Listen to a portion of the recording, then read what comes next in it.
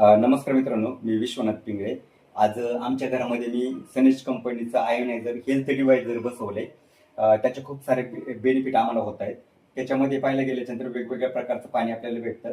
ते पाणी मी दाखवतो तुम्हाला.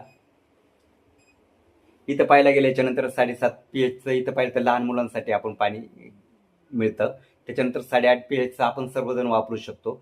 त्याच्यानंतर पाहायला गेलं तर 9.5 pHचं पाणी आहे ते तुम्ही स्वयंपाकासाठी वापरू शकता. 10.5 pHचं जे पाणी आहे ते तुम्ही पालेभाज्या धुण्यासाठी वापरू शकताय. 11 pHचं पाणी ते फ्रूट साठी तुम्ही वापरू शकताय. त्यानंतर पाहिलं तर 3.5 pHचं हँडवॉशसाठी वापरू शकताय. 4.5 pHचं पाणी ते आपल्याला केस धुण्यासाठी वापरू शकतोय.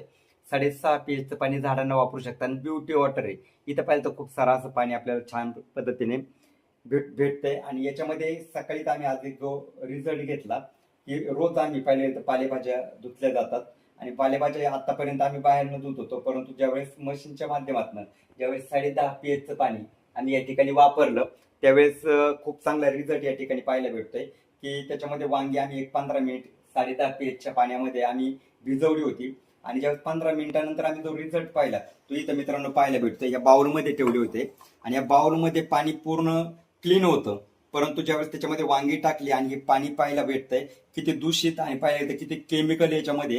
हे केमिकल पूर्ण बाहेर काढायचं काम पाहायला गेल्याच्या नंतर 10.5 pHच्या पाण्याने केलंय.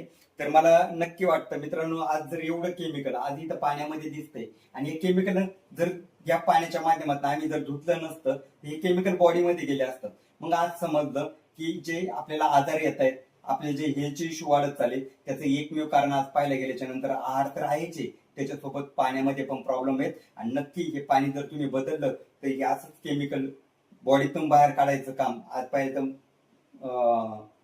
पालेभाज्यामधनं बाहेर काढायचं काम इथं करतंय. तर 100% आपण चांगल्या पालेभाज्या चांगली फळं आपण खाऊ शकतो. Thank you very much.